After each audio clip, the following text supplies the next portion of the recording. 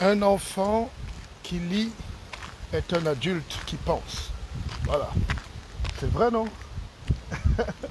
Et voilà un enfant qui lit, c'est un adulte qui pense. Allez, donc le but de la vie, c'est de s'exprimer, de se décontracter, de prendre le meilleur. Dostoïevski, Tolstoï, à travers eux, on voyage dans la Grande Russie. Voilà, quand vous lisez Tolstoï, pour ceux qui auront la chance demain, les amis, c'est une merveille. Pour ceux qui ont la chance de lire Alain Edgar Poe, le chef des scouts, Steinbeck, vous découvrez l'Amérique. Vous voyagez à travers l'Amérique. Et puis, Honoré de Balzac, c'est la comédie humaine. Hein? Comment les hommes sont fous, fourbes. Quand vous lisez Zola, Émile Zola, c'est la condition humaine. Émile Zola. Ça, c'est un direct entre nous. Hein. C'est juste un peu de culture quand même, les amis. On ne va pas tous mourir pauvres et bêtes et idiots. Hein. Ne nous insultez pas parce qu'on veut quand même donner un peu de sagesse à nos frères et sœurs. Donc quand vous lisez Baudelaire, c'est le spleen. Le spleen, c'est quoi? C'est une sorte de mal-être.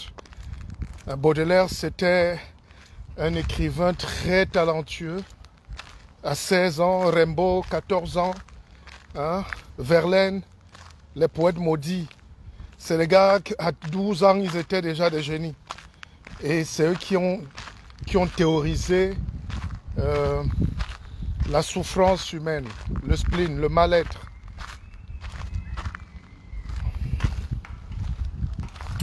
Et ça, il faut lire. Même si nous, on est déjà vieux, encouragez vos enfants, s'il vous plaît. Et maintenant, quand vous lisez, oh là là, en Afrique alors, quand vous lisez Mongo Betty, Sédar Senghor, vous lisez Semben Ousmane, Tchèque Hamidou Khan, hein, Ella, Paul Gaston, vous lisez Bernard Dadier, tous nos papas là, Tchèque Amadou Kourouma, hein, quand vous lisez maintenant toute la nouvelle génération aussi, les Achille Mbembe, qui sont aussi des gens qui ont déjà 60 ans et plus. Bon, nous on est les tout derniers. Hein? Mais en Afrique, il n'y a pas beaucoup de gens qui vous encouragent à écrire, à lire. C'est pour ça qu'on est pauvre. Hein? C'est pour ça que malheureusement on est pauvre. Donc quand vous avez ces gens-là, tous ces écrivains-là retracent les blessures de l'Afrique, les blessures, les plaintes de l'Afrique. Et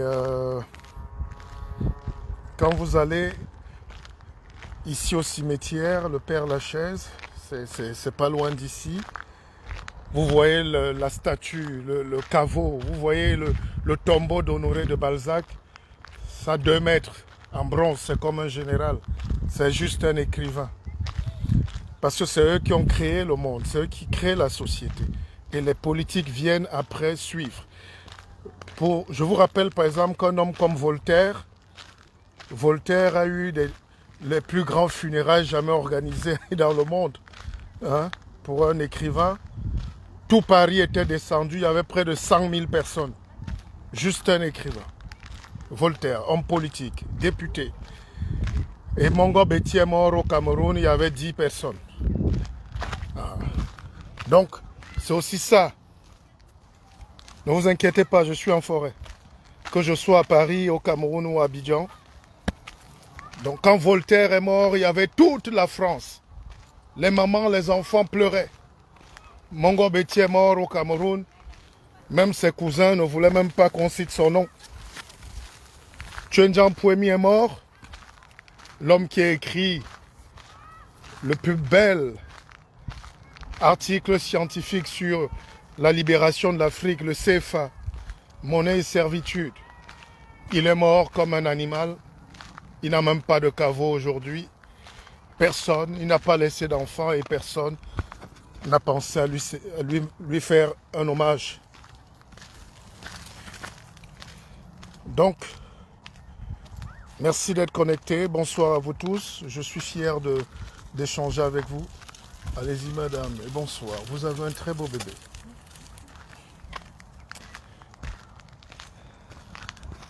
Donc, nous faisons des directs pour que la vie soit moins dure. Je peux faire aussi tout ce que vous imaginez, hein. Mais la vie est un choix. Quand je dis aux gens, nous allons tous changer le monde, changer nos pays, changer l'Afrique. Chacun est libre d'entendre comme il veut, mais moi je suis conscient que c'est je suis conscient que c'est la sagesse, c'est l'éducation, c'est cette force-là qu'on va donner aux générations pour créer du leadership. C'est ces savoirs-là qu'on va faire pour que les gens prennent conscience de leur état. Même si on est 10 000 à marcher, les moutons aussi marchent parfois. Dans le monde, tout le monde marche. Tout le monde essaie de revendiquer.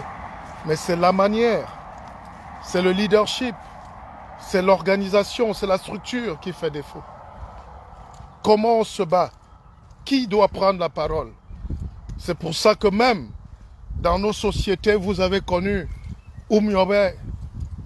Il y avait beaucoup de leaders de l'UPC, ce n'était pas le plus vieux. L'UPC, c'est le premier parti africain, dans le Rassemblement démocratique africain. Et Oumyobé, c'était des gens qui avaient l'onction divine de parler. Et c'est ça qu'on appelle un porol. Et aujourd'hui, nous, on est réduit à être un pépé. C'est pas laudateur, c'est pas diminutif. C'est juste pour dire que l'Afrique doit s'appuyer sur la parole. La force de la parole, mais bien ordonnée, bien agencée, pour développer nos âmes, nos enfants. Aujourd'hui, je vois beaucoup de gens ici, ils sont fiers de leurs enfants qui ont eu le bac. C'est les résultats du bac en France. Mais il faut savoir que ça fait plaisir aux parents. Même si en France, on n'échoue pas. Personne n'échoue le bac. Pour peu qu'on ne soit le dernier des Mohicans. Donc, j'étais en train de vous dire que nous devons tous faire un effort. Personne ne veut mourir bête. Personne n'est né idiot. Quand j'enseignais encore, j'aimais dire à mes apprenants, ou quand j'enseigne souvent, j'aime dire à mes apprenants, laissez ces histoires qu'on dit aux nègres là. On a tendance de dire, la connexion n'est peut-être pas bonne, mais je ne sais pas pourquoi ça se coupe. On a tendance de dire aux gens pauvres de ne pas oser. On a tendance de dire aux gens faibles de ne pas oser. C'est comme si vous entrez dans une salle où vous trouvez les grands en train de manger, les bourgeois. Ils sont très mal à l'aise de votre présence parce que vous n'avez pas les codes, on ne vous a pas invité. Ils savent que vous ne devez pas être là. Donc pour être là et s'imposer, il faut avoir un, le courage, un, la force, et trois, ne pas être étranger à ce qu'ils disent. Vous savez, je connais un monsieur qui était un grand commis de l'État et qui avait l'habitude d'humilier ses neveux et nièces qu'il prenait dans le village pour l'aider. Et c'est une histoire formidable parce que il prenait les enfants des autres pour les rendre esclaves. C'est eux qui faisaient le ménage, les travaux champêtres, alors que l'école était à 100 mètres. Mais il n'avait pas intérêt à les envoyer à l'école. Mais lui, ses enfants avaient la bonne école, ils étaient à la capitale, la bonne éducation. Donc il prenait les enfants des autres pour les rendre les boys de ses propres enfants. Et quand il avait des grands invités qui arrivaient à sa table, les ministres et tout, il faisait appel par les cloches. Il faisait appel à un petit animal là, qui est son neveu, hein, dont le fils de sa sœur ou de... voilà. Pour le ridiculiser, on lui tendait le journal. Le titre, c'est Cameroun Tribune. Et le gars avait largement 20 ans. Il était encore à l'école primaire. Et le gars n'arrivait même pas, il s'arrêtait à ta. Donc, il ne pouvait même pas lire qu'à mon tribune. Il disait ta. Et les gens se moquaient de lui comme une bête de foire. Et je vous en parle parce que c'est ça aussi l'élite africaine qui devait aider l'Afrique à se développer. Ces gens qui ont fréquenté gratuitement, aidés par les colons, les missionnaires. Et ils sont même venus en Europe prendre le savoir. C'est eux qui ont trahi l'Afrique parce que quand ils sont rentrés, ils n'ont pas eu la conscience de donner ce qu'ils ont reçu, même le peu qu'ils ont reçu. Ils ont plutôt voulu être servis, comme les anciens blancs, les anciens colons étaient servis. Et ça, c'est le début de la descente aux enfers de l'Afrique. Et je vous parle de cette histoire parce que nous aimons tous ce continent et nous avons envie que les choses bougent positivement. Alors, Ivan Bishop, vous aimez la nature? Ben, je vous dis, il n'y a rien de meilleur que la nature. Je suis à 10 minutes, un quart d'heure du centre de Paris, mais mon bonheur, c'est de rester un peu loin des yo-yo, des bruits. C'est comme si je suis dans mon village. Et d'ailleurs, je vais y aller là. Et je ne suis pas fatigué, mais je suis fatigué d'expliquer aux gens. Je ne sais pas comment faire pour que l'Afrique soit libre. Je ne sais pas comment faire pour que les gens soient libres. Je ne sais plus comment faire. Je suis Nawolo. Donc je suis dépassé, je suis fatigué. Parce que c'est des combats qui mettent trop long, ça puise beaucoup d'énergie. Vous voyez, j'aime souvent prendre cet exemple, puisqu'on parle de révolution, vous me permettez. La Révolution française, c'est au moins 100 ans de combat, hein, de préparation. Petite anecdote que je vous raconte souvent, mais c'est vrai. Montesquieu, en 1740 ou 41, il écrit L'Esprit des lois, un livre qui fait 1000 pages. Vous allez comprendre. Et ce livre fait 1000 pages. Et il annonce ce qui va être la Révolution française, mais surtout la Constitution française. Oui, c'est-à-dire la Révolution, c'est 1789. Et l'histoire de France nous parle, parce que c'est l'histoire, pas des Français, mais c'est l'histoire de l'humanité. C'est eux qui ont commencé ces batailles de révolution dans le monde. On doit s'en inspirer. Et c'est parce qu'il a écrit ce livre il y a 50 ans, pardon, que même les Américains s'en sont servis pour faire leur constitution aujourd'hui. C'est pour ça que la France a créé les États-Unis d'Amérique. Et c'est très important. Donc, il faut préparer les gens. Parce que chez nous, j'ai l'impression que même quand on veut obtenir quelque chose, dès qu'on se lève un jour, on crie, on abandonne. Et puis chacun rentre chez lui. Non, c'est une lutte sacrificielle. La liberté, c'est une lutte à mort. C'est une lutte jusqu'à ta mort. Tu ne pars pas un jour, tu reviens l'autre jour. Il n'y a pas de... C'est une lutte permanente. Et quand le macabo est déjà cuit, vous chauffez la marmite en 2 jours, vous réglez le problème qui sont là depuis 100 ans. C'est pour ça que même les experts savent que l'Afrique ne fait pas de révolution. L'Afrique fait des révoltes, les colères. Et la révolution, c'est plus compliqué que ça. Ce n'est pas bien à entendre. Ça énerve certains, mais moi, vous savez qui je suis. Donc, je n'attends pas grand-chose de vous. Je ne veux pas vos sourires.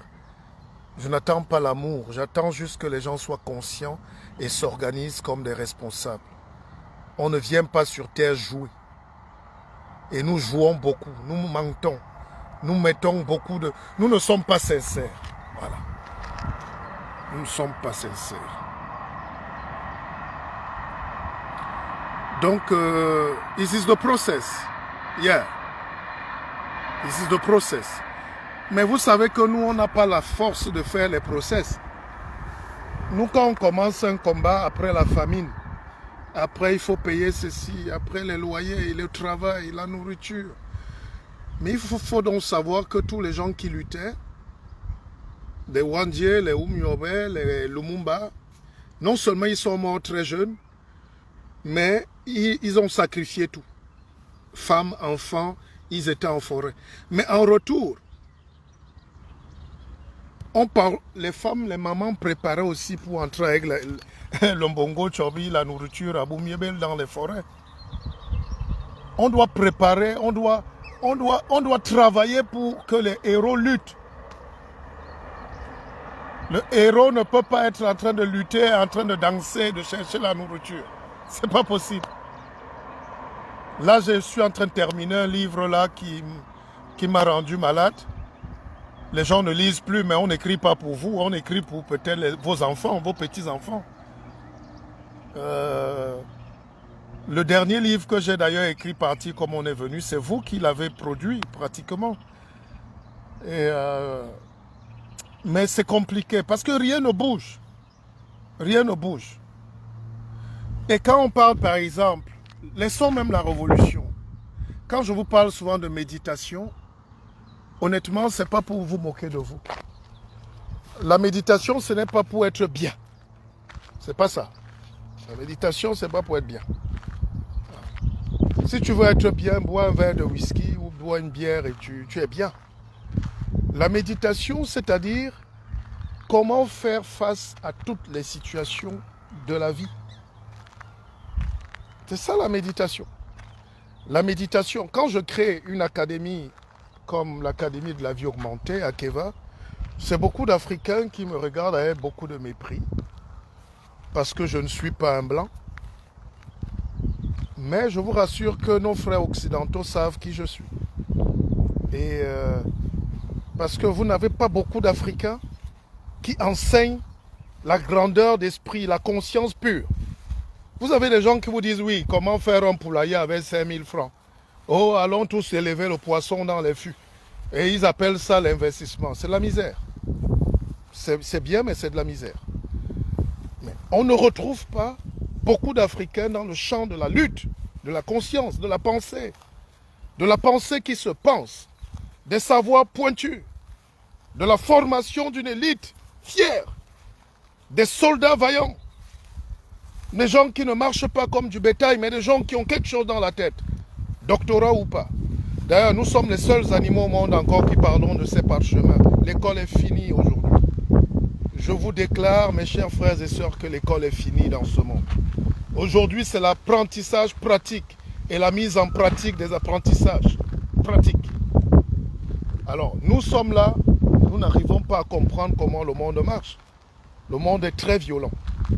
Et les Occidentaux s'arrangent toujours à laisser le reste du monde 100 ans en arrière. Et les Chinois disent non, nous ne restons pas derrière. Nous sommes avec vous, on va vous dépasser.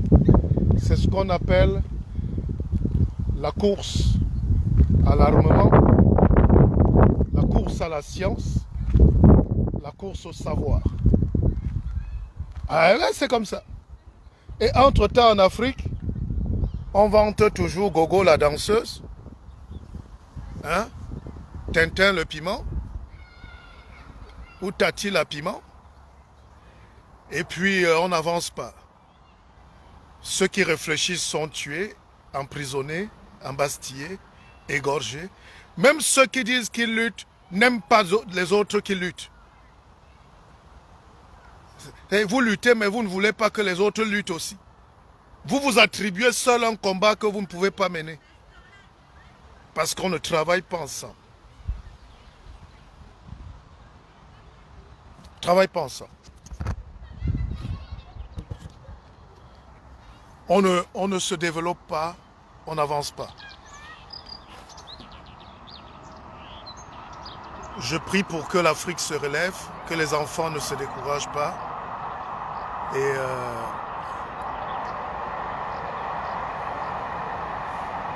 there you go.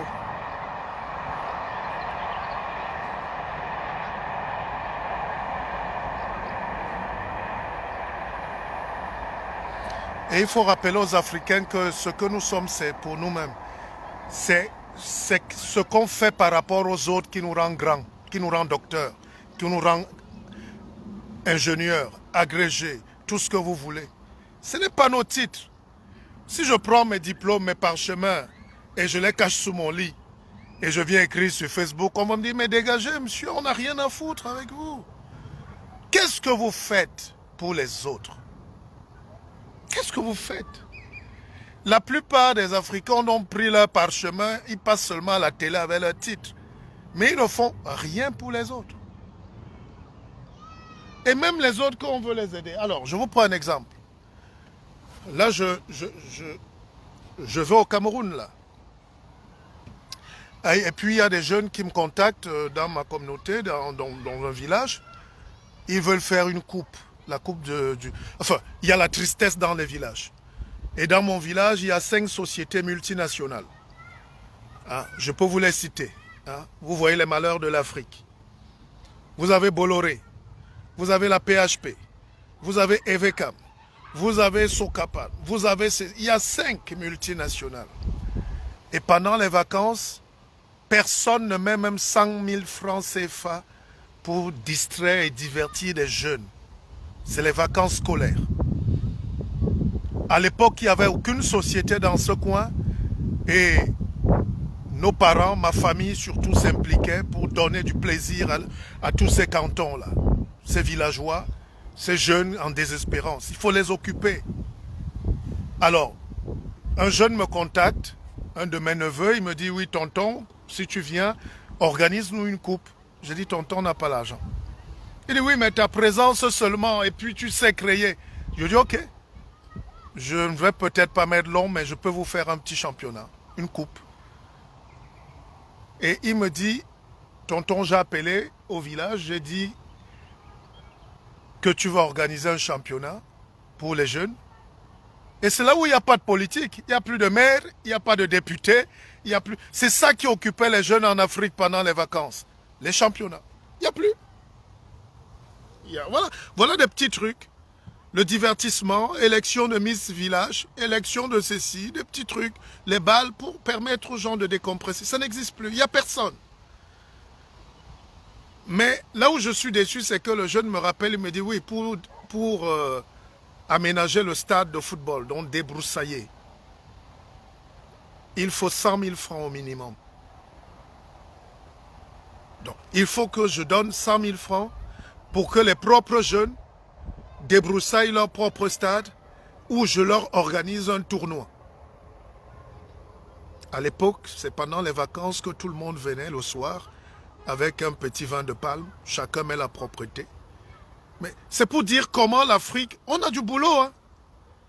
Alors je n'arrive même pas au sommet de l'État parce que, vous savez, moi les critiques, c'est terminé. Hein. À force de faire des critiques, on s'est fait tellement d'ennemis. C'est comme si on détestait les gens. Non, non, je ne suis pas...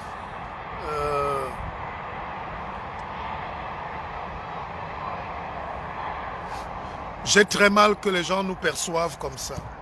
Nous ne pouvons pas être les ennemis d'un peuple qu'on aime. On ne peut pas dire qu'on est les ennemis d'un peuple qu'on aime. Ça, c'est la chose la plus blessante. Aide-moi de voir un peuple qui se déchire.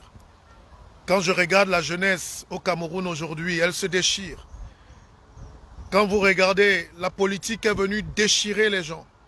Vous regardez au Gabon, Jean Ping là-bas, Bongo ici se déchire. Quand vous regardez la Côte d'Ivoire, Gbagbo, Bédié, Ouattara, il faut que le sang coule encore. Vous regardez le Sénégal, attention, il y aura la guerre civile là-bas, parce que Macky Sall ne doit plus être candidat. Et puis vous avez Mohamed Sonko, ce jeune-là, il est très fort et très violent. C'est une boule d'énergie. Et il a dit la vérité à la France coloniale, pas au peuple français. Mais il a fait un discours tellement puissant. Je suis sûr qu'il y aura les... Ça ne peut pas marcher là-bas. Ça va exploser là. Et puis vous regardez le Tchad. Vous avez un jeune qui a été formé. C'est ça aussi. C'est pour ça que l'Afrique ne sera pas libre. Même le jeune Masra est formé dans la meilleure école de France, à Sciences Po. Est-ce qu'il peut lutter contre ses maîtres? Il n'a pas les moyens. Et ses maîtres préfèrent qui? L'homme qui a le fusil, donc l'homme qui va défendre leurs intérêts. Est-ce que Masra peut défendre leurs intérêts? Est-ce que l'Afrique est un continent? Est-ce que nos pays sont libres? Est-ce que nos pays existent? Pour qu'un pays existe, il faut qu'il y ait une conscience nationale, qu'il y ait des hommes libres, qu'il y ait des scientifiques de renommée, qu'il y ait des gens puissants, qu'il y ait des porteurs d'énergie. Mais on est des accompagnateurs, on est des religieux, des gentils catholiques, des gentils missionnaires, des gentils protestants, des gentils témoins de Jéhovah, des gentils néo-apostoliques qui crions. Nous sommes esclaves de la pensée des autres. C'est-à-dire tout part de là. Et excusez-moi si je ne sais pas m'exprimer, mais je pense que vous ne me saisissez pas. J'ai une dame qui m'a écrit « Cesse de parler de Dieu, de notre Dieu ». Je dis « Maman, excusez-moi, on ne se comprend pas. Vous n'avez pas le monopole de Dieu. Si je parle, c'est parce que Dieu m'a permis de parler. Alors, au nom de Dieu, l'humanité a créé les pires horreurs, les pires esclavagistes, les pires tyrans. Au nom de Dieu, on a fait souffrir les populations. On a mis l'esclavage comme mode de vie, la colonisation, l'exploitation de l'homme par l'homme, parce qu'on a dit aux gens d'avoir peur. Dieu est là. Est-ce que Dieu peut dire ça? Et j'ai dit à la dame, de vous à moi, qui peut parler de Dieu? Regardez mon âge. Regardez la santé que je dégage. Regardez l'énergie, l'intelligence, la force que je prends pour donner un peu à mes frères. C'est ça Dieu. Dieu, c'est aider son prochain. Si Dieu... Non, l'Afrique a trop de problèmes. Le monde entier a ses problèmes, mais l'Afrique, j'ai l'impression qu'on est... je sais pas, il y a un problème.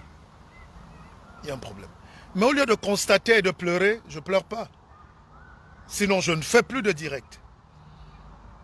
Et je ne supprime même plus les vues. Bientôt, je vais supprimer les vues parce que je fais des documents historiques. Je suis dans la pensée décomplexée. Les Africains ne travaillent pas. Ils entretiennent leurs blessures. Mon frère, si tu entretiens ta plaie, elle va guérir. C'est-à-dire, on nous a laissés dans l'esclavage et nous sommes contents là-dedans. Parce que les luttes pour sortir, de l'esclavage, ce n'est pas des petites luttes. C'est des luttes de vie ou de mort. C'est des luttes de destin. Et un peuple qui s'est libéré de l'esclavage va mettre les autres en esclavage. L'esclavage ne finira jamais. C'était les Grecs qui étaient d'abord des esclaves. Hein? Les Métèques. Tout le monde a été... C'est la roue qui tourne. Ne monte pas seulement dans le bus de l'esclavage. Mais le bus de l'esclavage est là. N'est-ce pas? Ne vous gênez pas. Quand nous enseignons à nos enfants, il faut qu'on leur dise dès le bas âge, attention, quand tu te réveilles là, mon fils, tu risques d'être l'esclave de quelqu'un si tu dors. Méfiez-vous. Donc avant de dormir chaque soir, demandez qui est notre patron. On est l'esclave de qui? Et refusez. Enfin, posez déjà la question. Et cette question-là va amener à la réflexion. On se libère. Vous ne pouvez pas être... Vous savez, les Grecs étaient esclaves. Les Latins étaient esclaves. Les Métèques étaient esclaves. Les bolcheviks étaient esclaves. Les Juifs même, 200 ans, 230 ans d'esclavage en Égypte. Et après les Égyptiens ont été esclaves eux-mêmes. N'est-ce pas? C'est la dialectique du maître et de l'esclave. Donc chaque jour, demandez-vous, qui est... Je suis l'esclave de qui même? Et pourquoi? Mais c'est d'abord le qui. Et le pourquoi va venir. Et maintenant, le pour comment. Comment ne plus être l'esclave de quelqu'un? Même dans vos maisons, là, mes femmes, là. Si vous êtes l'esclave de votre mari, posez la question dès ce soir. Même vous, les hommes, là, il y a des hommes esclaves encore. Esclaves d'amour, c'est autre chose.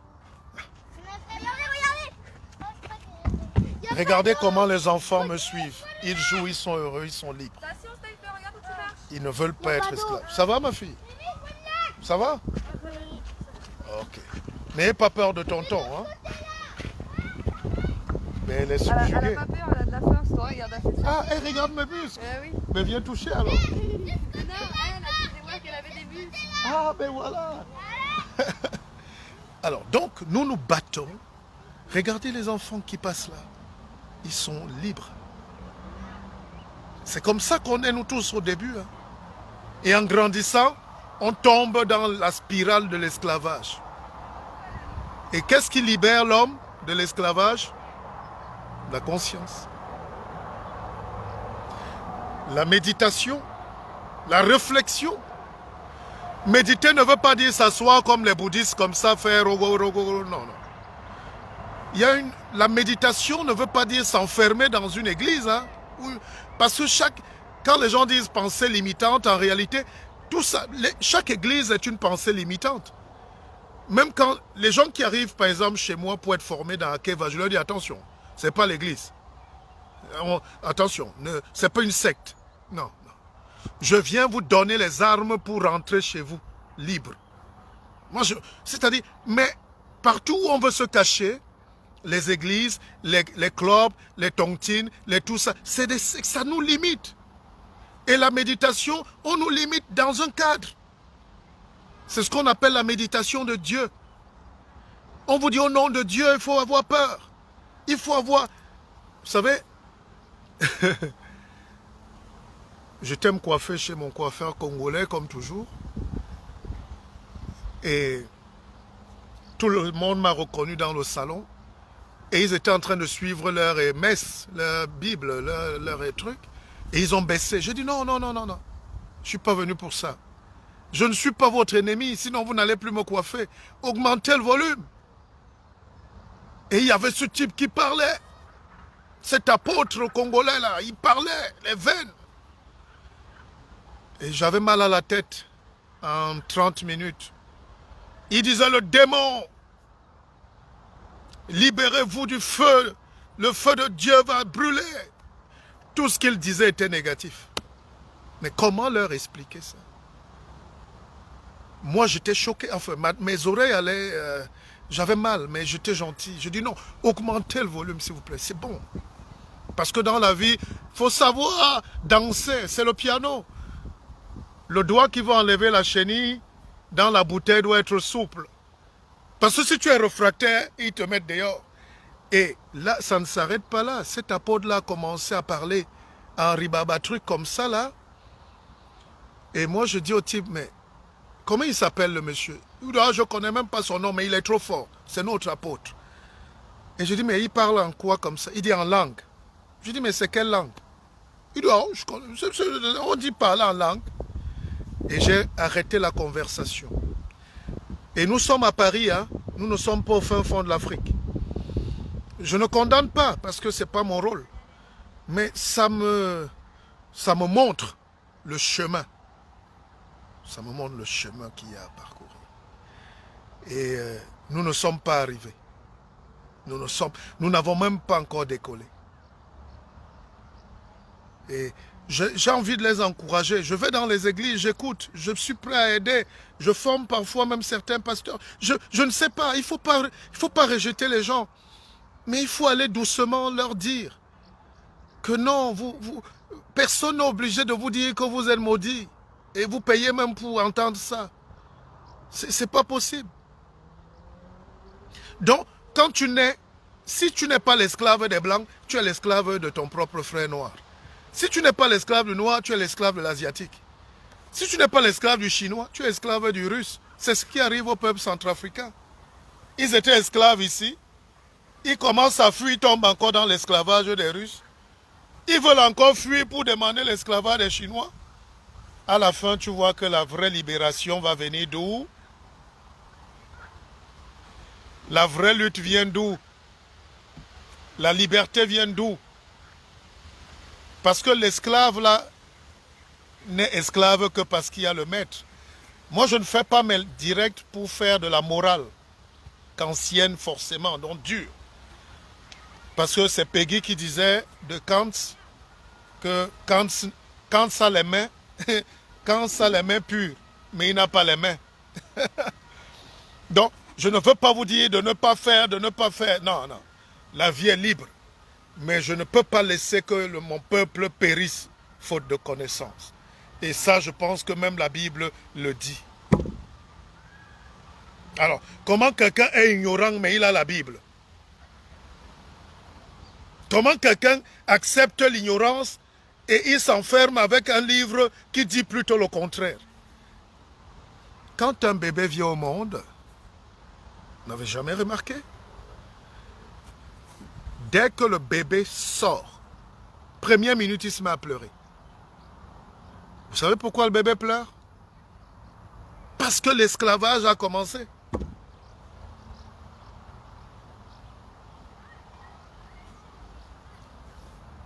L'esclavage a commencé. Dans le ventre, il avait ce qu'on appelle le liquide amniotique de sa maman. Dans ce liquide amniotique-là, c'est le liquide le plus complet du monde. C'est le paradis. Il dort. Parfois, il se retourne. Il donne les coups de pied dans le bassin. Maman a mal au bas-ventre. Lui, il dort. Donc, il est le roi. Et sa mère devient son esclave. Sa mère mange, lui, il avale seulement. Il boit seulement. Au bout de 9 mois, enfin, moi, je suis sorti à 12 mois. Mais au bout de 9 mois, on lui dit, c'est terminé là. Allez, fous le camp. Monsieur, allez vous battre. Allez vous battre. La maman se libère. L'esclavage de la maman est terminé. Et ton esclavage commence. Et l'enfant, dès qu'il regarde l'atmosphère là, il sent que c'est terminé pour lui. C'est fini le bain, hein, la douceur. Il doit aller se battre. Il va se lever. Il va pleurer. Il va ceci. Il va manger. Toute sa vie, c'est un chemin de vie. Et c'est ça, la méditation. Donc, par rapport à chaque situation, il faut savoir à quelle étape de la vie on est. Est-ce qu'on est des bébés? Est-ce qu'on rampe encore dans le développement? Est-ce qu'on est en train de marcher? Est-ce qu'on est en train de courir? Est-ce que celui qui rampe peut donc parler avec celui qui court? Est-ce que celui qui court comme ça peut parler avec celui qui a le vélo? Est-ce que celui qui a le vélo peut regarder celui qui a la moto, ainsi de suite? Quand nous, on applaudit encore l'avion qui atterrit à Abidjan, parce que c'est un miracle, les autres sont en train d'envoyer des satellites et des choses sur Mars. À Keva.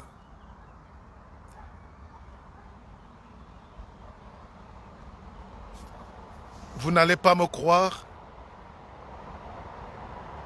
J'étais en train d'appuyer le point terminé pour arrêter le direct. Je voulais lire un commentaire, mais le direct a refusé de s'arrêter. Le terminé a refusé. Je suis fatigué.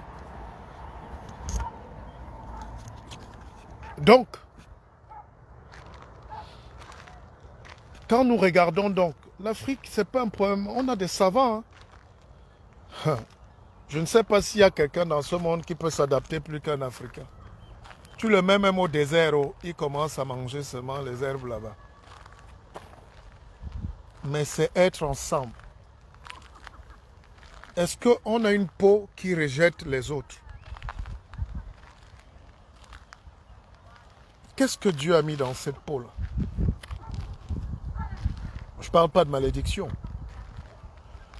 Mais qu'est-ce que Dieu a mis dans ce... Il y a quelque chose. Quand on se retrouve là, on est dans la concurrence. On est dans les vestes pour montrer qu'on dépasse l'autre. Personne ne vient jamais te demander, mon frère, toi tu fais comment même pour avancer? Je peux te pousser, je peux mettre mes 10 francs avec toi en avance. Est-ce qu'on ne peut pas faire aussi notre Toyota? Est-ce que nous aussi on ne peut pas faire... Vous croyez qu'un seul homme peut faire décoller une fusée? Quand toi tu as l'argent, l'autre a le cerveau. Quand tu as le cerveau, l'autre a les bras. Et c'est la jonction des bras, cerveau et argent qui donne la fusée.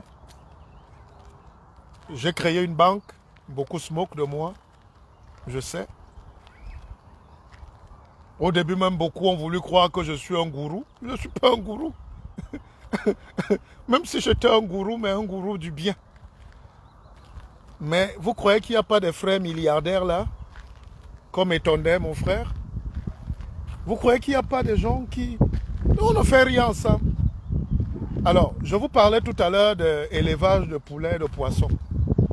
Quand vous arrivez en Afrique aujourd'hui, avec les jeunes qui sont des stars là sur Facebook, ils vous prennent l'argent et vous disent d'élever les poissons dans les fûts. Donc dans toutes les maisons maintenant, on élève les sales poissons dans les fûts. Ces gens-là ne savent pas que ça s'appelle un projet communautaire. Vous pouvez, vos fûts là ne servent à rien. Vous pouvez créer un lac. Vous pouvez créer un lac. Au lieu que chacun élève ses deux poulets, il faut voir grand.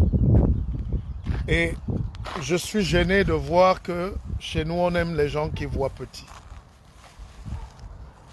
On a un lac.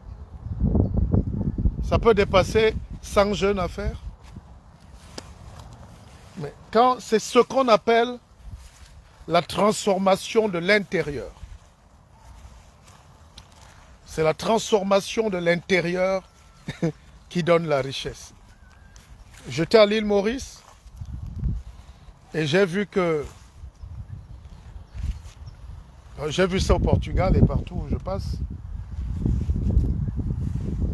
Donc quand ils ont la mer, ah, ça c'est un chêne qui a plus de 1000 ans. Hein. Vous n'apprenez pas la spiritualité aux autres.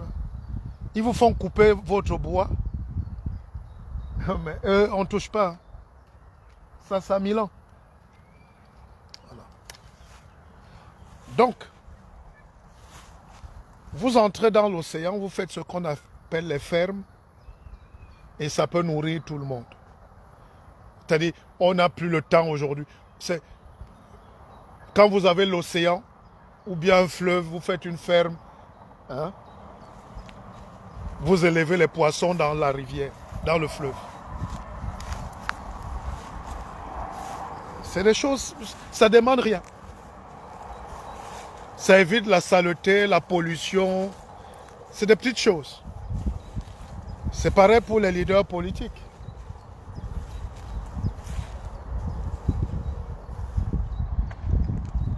Tout le monde veut être leader. Vous faites des réunions, tout le monde veut parler. Tout le monde veut dire la même chose. Tout le monde veut crier. Laissez les leaders parler pour tout le monde. Donc, je vous annonce que je suis fier de vous. Je suis fier de continuer mon combat. Vous êtes très nombreux. J'ai beaucoup de messages. On a formé beaucoup de gens. On forme encore beaucoup de gens dans l'académie. J'écris encore des livres. Je propose des idées. Je fais mes lives. Et mes livres sont là. Mes idées sont là. Nous sommes ensemble. Je suis encore plus fort et plus heureux de savoir qu'on n'a pas besoin. Quand la vie est tellement dure, levez-vous seulement. Faites. Personne ne vient vous sauver. J'aime souvent rappeler que je me suis retrouvé à partir du Cameroun avec 30 000 francs. De 300 millions, enfin je ne sais pas, mais j'avais 30 000 francs quand je quittais l'aéroport. Donc, je n'avais que vous, mon téléphone et les mégas. Et l'idée que personne ne peut venir changer ta vie.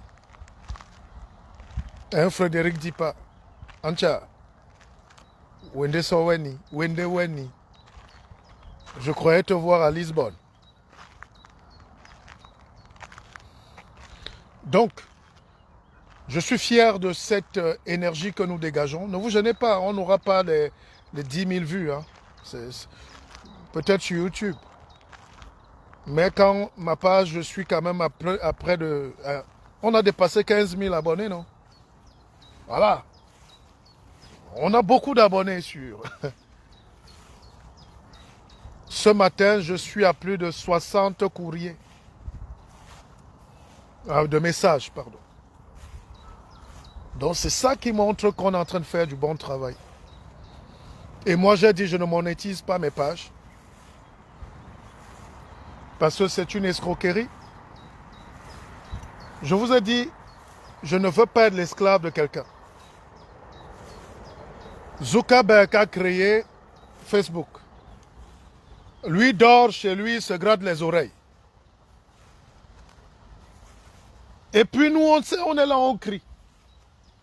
Vaut mieux encore donner les enseignements comme on donne là. Mais quand tu es là, tu cries. Tu insultes les gens. Tu as la plainte qui te colle au dos. Mais en plus de ça, lui, tu lui fais les vues, et tu lui fais la recette, et son truc marche bien. Et à la fin, il prend tes vidéos, il met les pubs, il gagne encore l'argent sur les pubs de ton travail. C'est l'esclavage. Et c'est pour ça que les Zuckerberg, c'est eux qui créent les vaccins après pour nous vacciner. En réalité, nous sommes leurs esclaves. Donc je ne peux pas payer pour être sur un espace où il va mettre la pub. Lui, il utilise mes vidéos pour mettre la pub. Et pas les petites pubs, hein, c'est les gros trucs des Mercedes, des Boeing. Il me prend au moins... Zuckerberg me vole. Zuckerberg, tu voles. Nous sommes 2 milliards sur ta magie. Et tu fais des vidéos, tu mets sur YouTube, tu mets sur partout où tu veux. Tu nous prends au moins 10 millions par vidéo. Et il faut encore qu'on s'inscrive, on monétise nos pages pour avoir des vues. Pour que tu nous prennes encore de l'argent. C'est l'esclavage. Donc, vaut mieux être un esclave à moitié qu'un esclave total. Hein? Donc, chers jeunes, battez-vous pour être au moins un esclave un tiers. Mais ne soyez pas totalement esclave. C'est là où le sous-développement et la misère commencent. Et ça ne finit pas. Nous allons peut-être mourir comme ça, je ne sais pas. Je ne suis pas fataliste, mais je ne suis pas optimiste. Je connais de très grands ingénieurs. Vous savez, l'homme noir est grand quand il travaille chez le colon. La preuve, en France, la plupart des ingénieurs ici sont noirs. Ils sont mal payés. Mais eux tous travaillent chez Total, chez ceci. Et surtout quand on les affecte encore en Afrique, ils deviennent les nouveaux blancs chez eux. Est-ce que vous pouvez croire qu'un Chinois se prend pour un blanc devant les Chinois? Non, il va au village, il va aider les gens. Il va mettre les machines là-bas pour écraser le maïs, planter les tomates. S'il faut créer les machines, les gars. Mais comme l'ingénieur africain n'a pas le courage de démissionner de Schlumberger ou de je ne sais pas quoi Berger là-bas, comme il est lâche et il est peureux et pauvre, il préfère garder son salaire d'ingénieur chez... Mais il ne sait pas que c'est des esclavagistes. Ces gars-là entrent dans son pays pour voler. Et ils volent avec eux comme sous-traitants. Et tant qu'on n'a pas tué cette élite-là, enfin, pardon, pas tué. Tant qu'on n'a pas détaché, déraciné cette élite prédatrice, donc ils sont plus dangereux que les Blancs parce qu'on leur donne un double salaire. Ils ont la voiture de fonction. C'est eux qui fument les cigares dans les capitales africaines. Et ils boivent de bons whisky. Et ils disent qu'ils sont experts. Parfois, ils vendent même l'alcool, ou ils vendent la cigarette, ou ils vendent tout ce que vous voulez. Ils vendent tout, les armes même. À un moment, donc, les Chinois ont refusé ça. Parce que vous parlez de l'exemple chinois, mais aucun Chinois ne travaille pour une multinationale étrangère contre la Chine. Vous ne pouvez pas être cadre d'une multinationale et développer votre pays. La preuve. Il y a dans un pays, là, mon ami Bolloré qui a lancé quelque chose là qui roule comme un serpent, comme une tortue. Et puis tous les jeunes Africains cadres mettent les photos sur Facebook pour vanter l'outil du Moyen-Âge. Bon. Mais Bolloré, il ne parle pas de ça. C'est le big esclave, esclavagiste. C'est le patron. Il utilise vos frères pour vanter la prédation. Comme ça, on empêche aux ingénieurs africains de réfléchir à créer eux-mêmes leur TGV, leur train, leur voiture.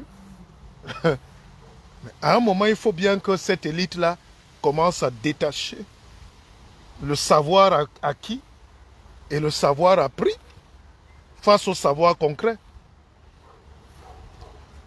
Tous les Africains qui se vantent là ont été formés par les petits blancs ici. Et ils sont fiers de dire qu'ils sont intelligents parce qu'ils ont été formés par le colon. Est-ce que vous avez déjà vu un Chinois présenter son diplôme d'agrégé, de professeur, de docteur, de tout ce que vous voulez, de former, c'est-à-dire ça te donne un grade. C'est pour ça que moi je me définis comme le Mpépé, un homme de la forêt, c'est tout. Je suis le guide. Alors cette élite-là ne peut pas nous aimer. Cette élite-là ne peut pas vous aimer, ne peut pas nous aimer parce qu'on vient déranger leur business. Ils ont signé un contrat avec toutes les multinationales pour aller dominer l'Afrique. Et derrière, ils viennent parler de décolonisation de l'Afrique. Par quel chemin? Par quel chemin? On n'a qu'une seule vie. Vous avez été formés. Vous savez même fabriquer la voiture. Mais vous êtes employé par l'autre qui ne veut pas que vous fabriquiez votre propre voiture. À un moment, soit tu refuses, tu rentres au village, tu commences à brancher 2 fils pour donner l'eau aux populations. Tu commences à brancher 2 trucs pour écraser le maïs. Mais nos villages sont vides. Notre jeunesse meurt dans le désert. Nos enfants fuient. Même quand ils sont en Europe, ils défrisent, ils commencent à défriser seulement les cheveux. On est mort. On est mort. Et sur place là-bas, ceux qui sont restés attendent seulement les Western Union. Donc, il y a un système de chosification de l'homme, de déclassification de l'homme qui tue son inventivité, alors qu'il n'y a personne qui crée comme les Africains. Les jeunes Africains créent tellement. Quand tu arrives dans nos pays, là, tu trouves souvent quelqu'un, il a roulé, il a soudé une brouette. Il soude un vieux tissu. Les mamans, là, elles soudent les trucs pour porter sur la tête, comme des chameaux. Où est donc la différence avec le chameau? Si tu portes la même chose que le chameau. Nous sommes des hommes. Qui va aider ces mamans-là à changer la vie, à faciliter la vie? La domotique est là. La science est là. Tu appuies un bouton, tout s'ouvre. Pourquoi on ne met pas ça dans nos villages? Pourquoi on souffre? Et puis tu tombes maintenant sur les prédateurs politiques. Alors là, oh, vous tombez alors là sur le nœud du problème, la politique. Hein, une systémisation de la bêtise politique qui se reproduit depuis les colons. Ils ont laissé en place les gens qui ont des grosses têtes, et ces grosses têtes-là cooptent les mêmes gens de leur village. Ils confisquent tout. Et l'administration est plus vieille. Elle n'évolue pas alors que la population évolue et est moderne et veut la liberté. Comment donc mettre ces gens-là ensemble pour harmoniser la société? C'est pour ça que vous voyez, nous on a un président en France qui a 40 ans. Hein. Mais même s'il n'est pas, même si vous ne voulez pas, il est comme les jeunes de 40 ans. Ouais. Il a les problèmes des gars de 40 ans. Parfois il veut cogner aussi un peu. Il veut écouter un peu de musique avec les jeunes. Il se balade aussi. Il faut comprendre. On ne peut pas être détaché du monde politique et vouloir le progrès dans la société. C'est pas possible. J'ai envie d'aller me baigner là tout à l'heure. C'est comme ça. Et nous, les chrétiens là qui crient beaucoup là, calmez-vous. Je suis un pasteur, hein. Méfiez-vous. Mais pas les pasteurs de la misère là. Parce que Jésus-Christ est mort à 33 ans comme on dit. Parce que vous l'avez tué. Donc les leaders meurent vite. Et aujourd'hui, si tu dis à un de ces types-là de mourir comme Jésus, il va dire hey, je vais laisser mes 10 femmes là-haut. Ma nouvelle voiture où les vestes des cotisations où. Mais vous voyez donc que parfois vous créez une idéologie et personne ne la suit. Et les gens déforment votre idéologie. Les gens viennent dans votre truc mais ne font pas ce qu'ils doivent faire. En réalité, chacun veut profiter. Je termine en disant que je suis heureux, mais l'homme est fourbe et un peu mesquin. L'homme n'est pas sérieux. Parfois, il dit j'adore, je like. Après, il trouve là-bas, il devient ton ennemi demain. Comment tu peux aimer quelqu'un et le détester? Parfois, tu trouves quelqu'un qui te suit là, on peut vraiment et tout. Après, tu trouves sur sa page, je suis coach formateur en abondance de vie. Mais pourquoi tu es coach de qui alors? Et la personne a déjà beaucoup d'abonnés. Donc, en réalité, les gens veulent vous voler ce que vous avez de précieux. Mais ne venez pas ici en tant que voleur, parce que c'est moi qui vous donne. Il y a ce qu'on ne donne pas, il y a ce qu'on donne. Et je fais ma part de service public mondial. Je ne fais pas ce live pour un pays. Je ne fais pas mes lives pour un village, pour une tribu, pour une race. J'ai des petits blancs là, des petits jaunes, arabes, chinois, tout ce que tu veux. C'est mes enfants. J'ai des gens de toutes les nationalités qui me suivent, qui lisent mes livres. Si je voulais rester au village, j'écrivais à ma langue et on jetait les livres dans la poubelle. On écrit pour toucher le monde. On veut changer le monde. Moi, je ne suis pas un homme de guerre. Mais je suis musclé. Dans la tête. Je ne suis pas un homme de guerre. Ça ne me sert à rien. Je ne suis pas un homme de conflit. Et c'est pour ça que certains se trompent souvent sur ma personne. Mais nous devons nous battre pour donner du bien. Le peuple a besoin de nous. La réflexion même qu'on fait là, beaucoup sont en train d'apprendre des choses nouvelles. Ah, il faut aller à l'université. Hein. Il faut payer les cours. Hein. Mais je dis, je donne quand même cette petite partie-là. Et le reste, on ne donne pas. Ça se paye. Ça s'appelle le savoir pointu. Mais pour les généralités, on fait les lives, on laisse à l'Afrique aussi. Même les fous au village. Moi, j'ai des jeunes qui m'écrivent. Mpépé, mes mégas sont finis. Je suis à Ekondo Titi. Je suis dans Tel Brousse, à Boisseau. Je suis à Djamé. Je suis à Niamey. Et quelqu'un, toi tu es à Paris, un jeune te suit en ce moment dans un coin d'Afrique. Il n'y a pas plus grand bonheur que ça. C'est énorme. Donc, grâce à Zuckerberg, nous tous on profite et on est dans le système. Voilà. Moi, je ne viens pas ici danser.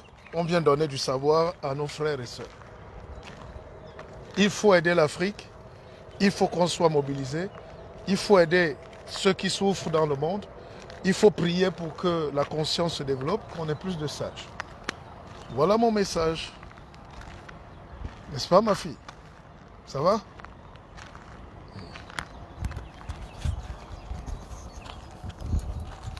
C'est une jeune fille qui fait son vélo.